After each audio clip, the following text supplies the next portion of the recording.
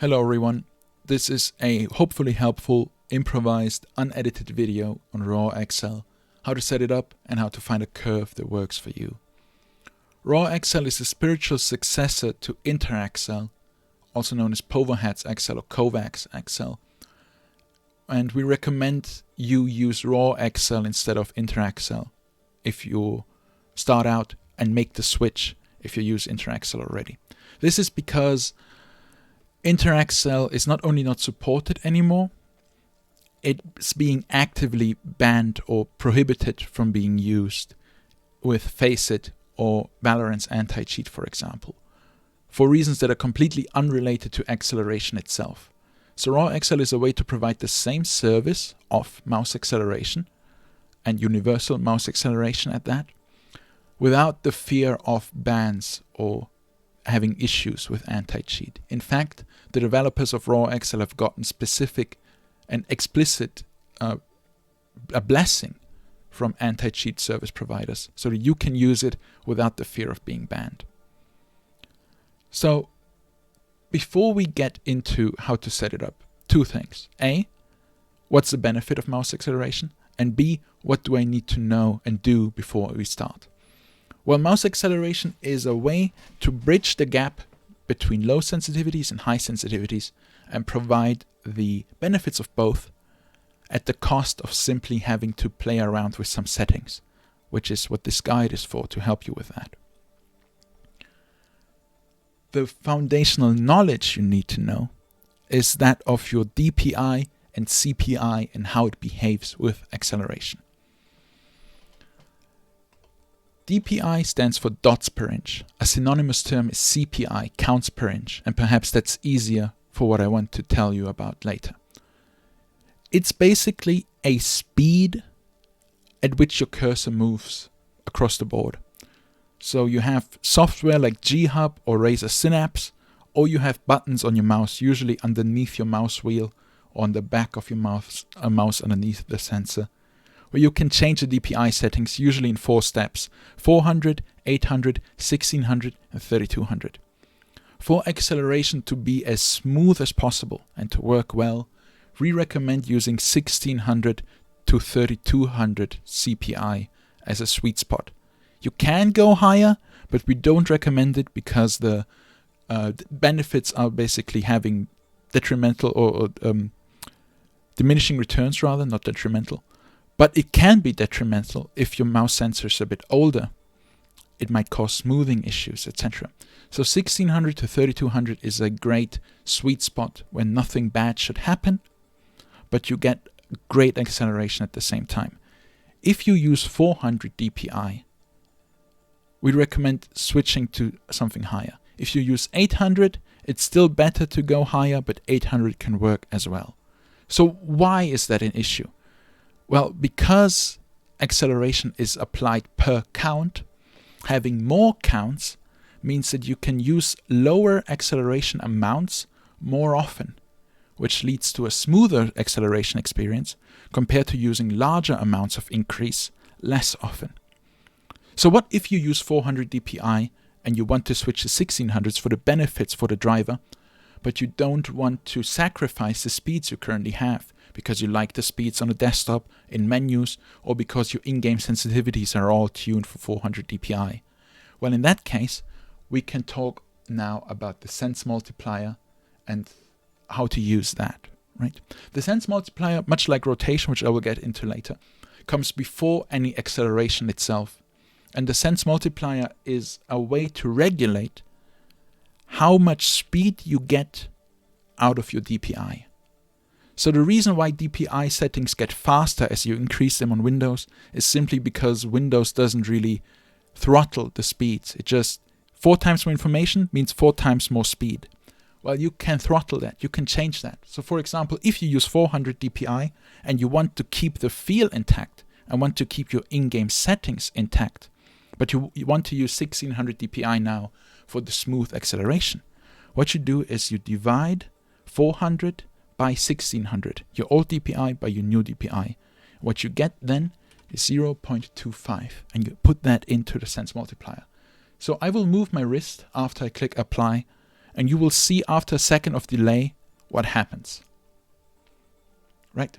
My speeds were cut in 4. I was moving the mouse the same way, but now I have speeds that are just like 400 dpi, despite me using 1600 on the mouse. So that's a great way to keep your settings intact, to not change anything in-game or something like that, to get used to new cursor speeds, but still use 1600 or higher dpi for the benefits that they provide. So let's go back to 1 here.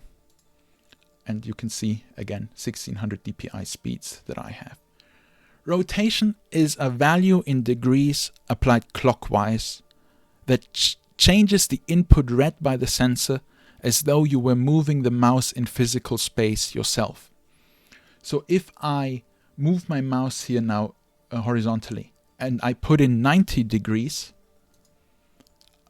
it's now up and down because it's as if I were turning my mouse by 90 degrees. Something important also to keep in mind, if you ever have settings that you're not happy with and you want to change them, with Tab and Shift Tab, you can move through the menus even if you lost control of your mouse because you used some bad settings, right? So I just use Tab to go to apply, I click enter, and now I have my normal horizontal movement again. So let's go into the first of the acceleration curves now. The most popular, probably one of the easiest to set up, which is linear. Linear has been used in Quake. It has been used in Reflex, I believe. It's the one that came with RawAccel. It's also an option in Diabotical. And it's basically what all the Quake pros use, simply because it's the main option provided. Linear is, as the name implies, a linear increase in speeds because the acceleration is applied to the same degree per each count. So it's 1600 dpi. A good setting to start out with, for example, is acceleration of 0.02. You can see it's very low. It's a very granular setting. It's a very sensitive setting. So starting up with something low is a good way to go. So now, the graph has changed. Let me explain. You have 3 main graphs which you activate here in Show Velocity and Gain. The one is the sensitivity graph. It's basically just an expression of sensitivity, right? A ratio. It's a mathematical formula. Velocity is what you feel on the mouse. So where this is linear, this is curving upwards, and that's what you feel, and that's something to keep in mind, right? And gain, you can read about that in the guide, which is in the description, which I recommend anyway. The gain is basically how much the speed changes from one point to the next. The exact math is applied, or explained rather, in the guide, so read that if you want to learn more. But what does this tell us now? It's 0.02.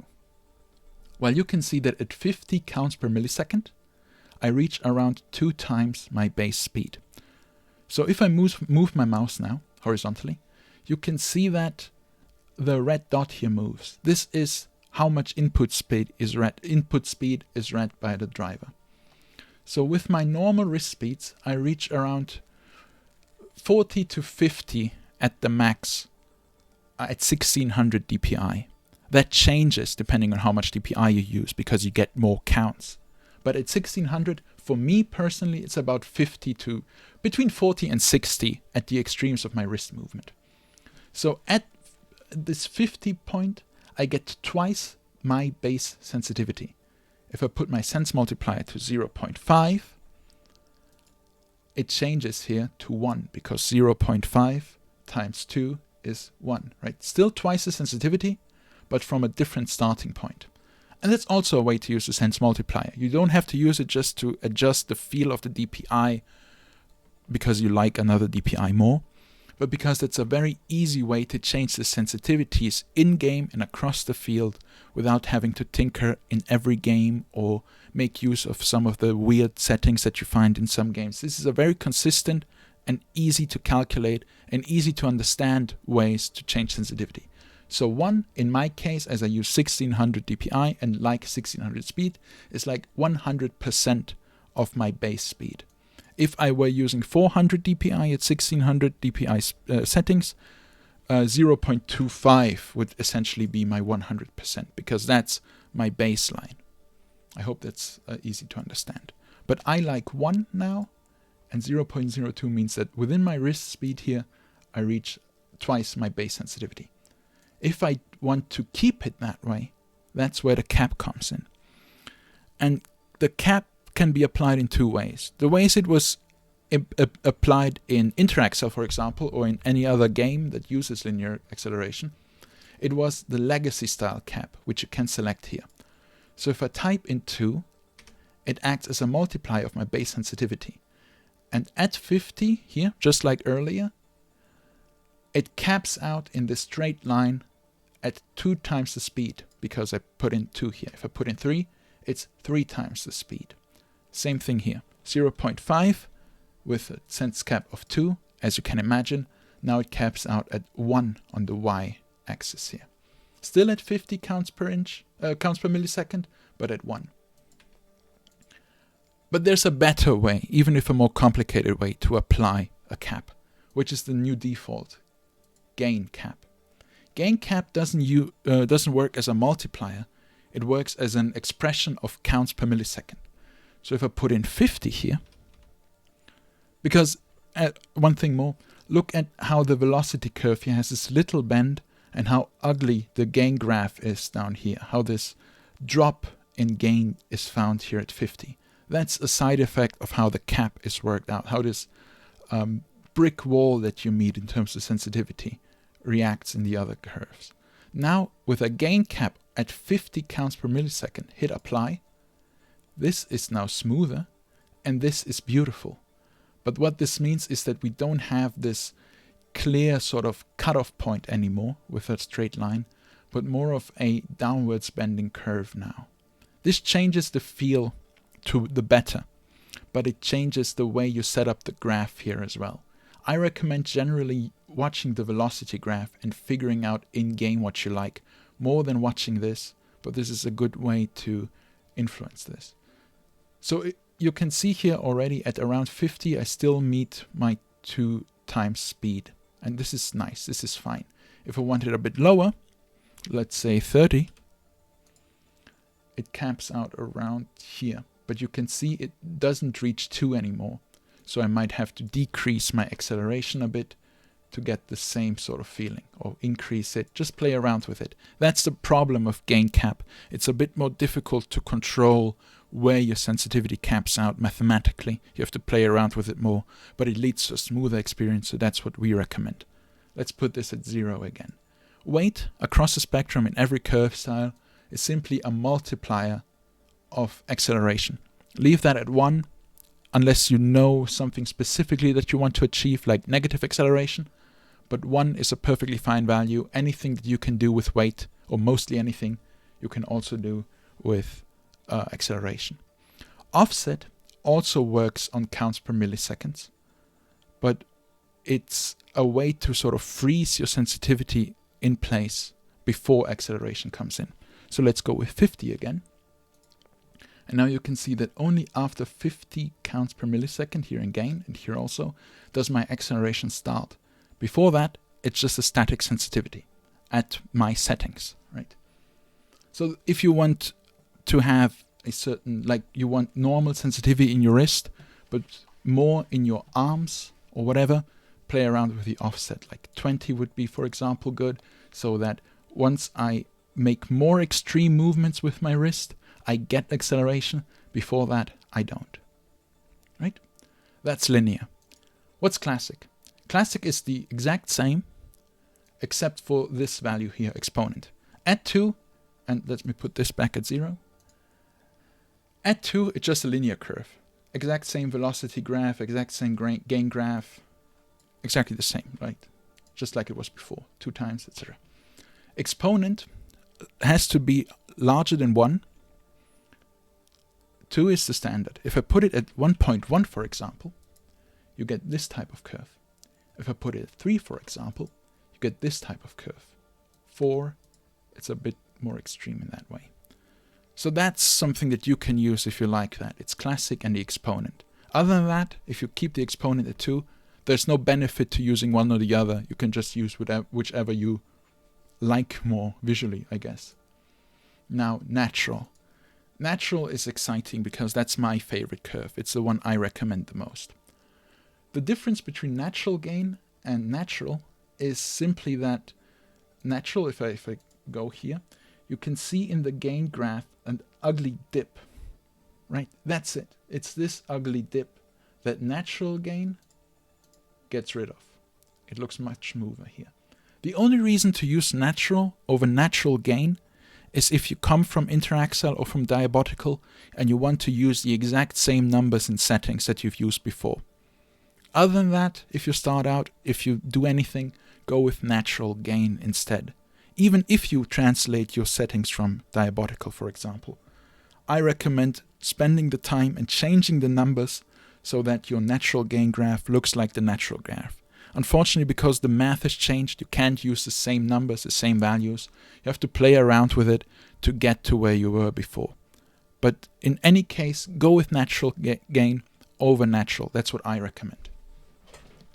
So what is the benefit of natural compared to linear? As you can already see here, I will go with a higher value like 1.25. This here, the velocity graph, is much more linear. There's just a little part here at the beginning where it curves a bit. And paradoxically, it's the velocity here that's linear compared to the linear graph where it isn't. And this is what makes this feel the most natural, right? Because the increase is the most predictable. In the sensitivity graph, this translates that the highest increase in acceleration, or sensitivity rather, happens at the beginning of the acceleration curve. Meaning that you have the most control over the speeds at the same points where you have the most control over your arm and hand movement. So the wrist, for example. The faster you go, the less you lose control over the granularity of the speed. So all that granularity is given to you at the beginning. All that physical control is being used here most. So my settings at here, and I use a different y-axis, but let's not bother with that for now, are these, right? So at my speeds of the 40 to 60 counts per millisecond in my wrist, I reach around the apex of my curve.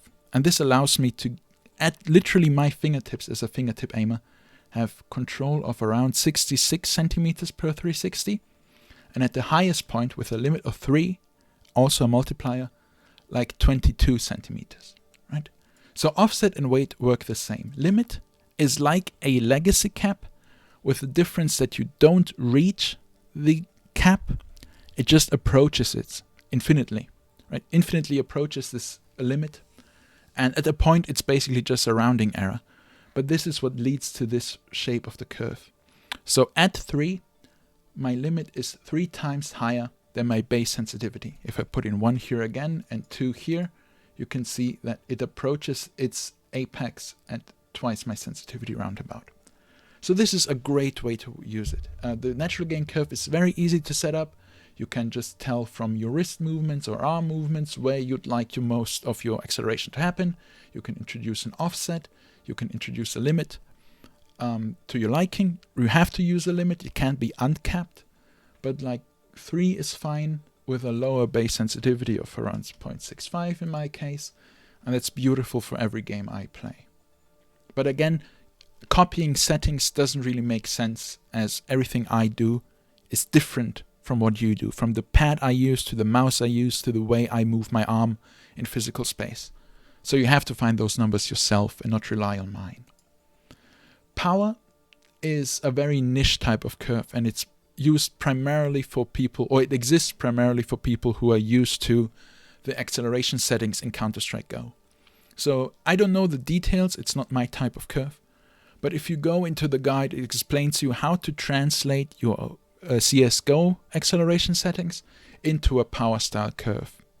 Beyond that, there's little to no reason to use power, in my opinion. There may be someone who has experience with it, who can use it well, but you can achieve mostly anything you want in power with another type of curve. Again, I don't know exactly which type of values you would type in here. The guide explains it all.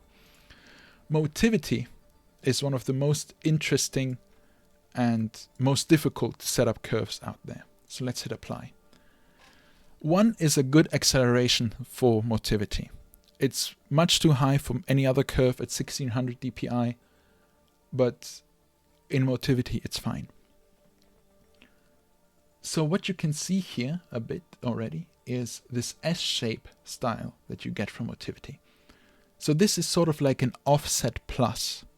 Not only do you have a flatter increase in sensitivity at the beginning, it is literally an increase. It doesn't stop there. And Motivity is a way to define, the value Motivity is a way to define both the baseline, your base sensitivity, your lowest point, the minimum, and the maximum, the highest point, the limit. So if I type in 2 here, right, apply, you can see that at 1 sense multiplier, I start at 0.5 and I cap out at 2, because the minimum is always 1 divided by Motivity and the max is Motivity. So 1 divided by 2 is 0.5. 0.5 times 1 is 0.5. That's why we start here. And 1 times 2 is 2. That's why we end here.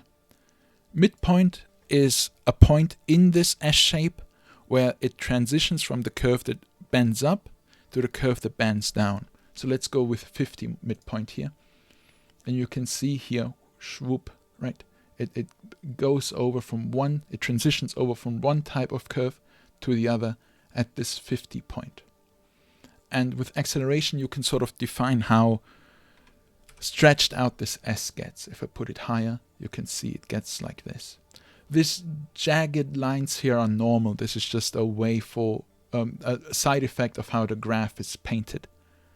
But you don't have to worry about this. As always, this here is important. You can see the benefits of Motivity already here if you decide to use it. It's not for me, but it might be for you. Right? So let me explain now on a practical example in Overwatch how to set up a linear curve, for example. And let me start out back at 0.01, 0.1, and a cap of 0, etc. Perfect. Apply. So now let's go into Overwatch. Training range. And let's choose Ash. Right, so currently I use 1600 dpi and a 2 sensitivity, which is around 47 centimeters if I'm not mistaken. And this is a fine enough sensitivity for me to use both for mobility and for aim. I overshoot a bit, but that's because I'm not used to this specifically here. So what you can do now is start out with what you have, right? 0.01 and flick from one to the next, here in Overwatch, for example. This feels good, actually, right? This feels nice to me. If I do it a bit closer, I still think I can hit most of my targets. It's not perfect, but it's fine enough. In 180 movements, it also looks very good already, right? I'm just flicking a bit. I might have it a bit lower, actually, but let's see. But what I find already is that my base sensitivity is a bit too high. I don't have the precision I want. If I just use my fingertips here, it's a bit too fast. So I go into RawAccel and say like 0.7, right? I lower it by 30% and keep it the same. Now this already feels much better for me, as you can see. And 180 turns.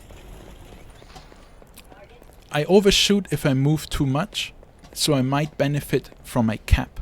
Because if I do it leisurely, it's a bit too low maybe. If I do it a bit faster, I overshoot a bit. So I might benefit from a cap. Let's start maybe with a legacy cap just to see how it works of 2, right? And look here, and this feels alright, right? Don't waste it's in ADS it feels a bit too slow, so I might increase it to like 3, right? And this feels great. If I go too far, it's a bit too fast, so I might go with 2.5. But this is essentially what it feels like right now. So I go with 2.5. Apply. So I can see I hit 2.5 times my base sensitivity at around 150 counts per millisecond. I reach 150 barely never, basically never. As you can see, I flick as hard as I can. So I might benefit from either a gain cap or a higher acceleration. I would prefer a gain cap here. So gain cap of, let's say, 60, because I found out that this is where I feel good at. Right? So 60 at 0.1. This feels good in ADS. This feels good in terms of turning. But now the test is, does it feel good in tracking? So I go over here and I try to stand as close to one of those little robots as I can and just try to follow it. And I can see already that I'm undershooting a bit. This is a problem of mine always. I undershoot. I'm a bit too aim lazy. So what I need is higher RawAccel, right? Now I get faster increases. And this already looks better. Not a lot better, but better. I can feel that it's better. So yeah, this is already great. I might go with 2.5 here, or 0.025. And now this looks good. Can I still flick to everyone as I want? Yeah, this looks pretty good. So what I would do now is maybe just play with the numbers a little bit more, spend a little bit more time in the training range, go into a real game, see where I struggle with, where it works well. But my main benefit, or my main important things like quick 90 turns, quick 180 turns, quick rocket jumps if I don't jump into a building here, they're all here. I have... well, this wasn't as great as I thought. So again, I would spend a bit more time in this just to tweak, because I have two sensitivities to work with. Both my hip fire sensitivity and my ADS sensitivity. And I find that my ADS feels a bit too fast now. So what I might do is lower the base sensitivity even more to 0.5. Increase the acceleration to 3. Fat finger Bob. And then see if that works out well. And this, in ADS at least, looks better for me. And it also looks fine for hipfire. But that's it, right? It's a matter of just knowing what the numbers do and playing around with them until they feel good. And for me, this feels good enough that I would jump into an unranked match and just watch my aim. Another thing I would do personally is increase my Y sensitivity by 20% roundabout. I know this is probably a bit more, but this is round about 20 to 30%. And I can already feel that this is better. I draw some circles and I can see this is nice, right? This feels a lot better to me than having the same Y sensitivity. Still, I would use probably a bit more acceleration. But again, this is just a quick test. I would spend a bit more time with that in-game and not just a training range. So this is a great way, or this is an easy way to apply a acceleration to you, right? One thing to keep in mind is that if I had 800 dpi, I would use twice as much acceleration because it had half as much counts per inch. If I had 400 dpi, I would use 4 times as much. So if my thing here was 0.03, I would now use 0.12, right? Because the more you have in dots per inch, the more you would change. I would also have to change the velocity gain cap or anything else that is applied on the gain spectrum. So yeah, this is hopefully helpful to see how you could set it up. There are more advanced options as well, like application style by component, so that you can have 2 completely separate curves for Y and X axis. You can scale it here to your DPI settings so that you have the curve better. You can zoom in and zoom out just by dragging and dropping and clicking on those little buttons here. But I would recommend starting with either linear or my personal recommendation, NaturalGain, and starting at 1600 dpi and just playing around with it until it feels nice. But yeah, I hope this was helpful. Any suggestions, leave them in the comments. Any questions, go into the Discord. We will be happy to help you out. Thank you very much.